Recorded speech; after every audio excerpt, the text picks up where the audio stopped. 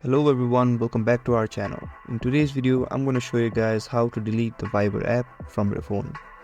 This is quick and easy process and I'll walk you through it step by step.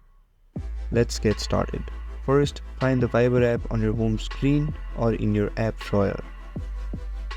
If you're an Android device, if you're using iPhone, press and hold the Viber app icon until a menu appears. From the menu, select Delete App and confirm that you want to delete it by tapping Delete Again.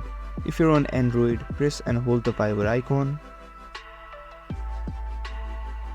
Then either drag it to the trash or tap on the trash icon right here. Tap on Uninstall to confirm the deletion and you're all set.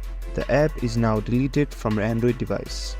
If this video helped you, don't forget to like, share and subscribe and comment down below if there is anything else I can help you guys with. Thank you so much for watching and I'll see you guys next time.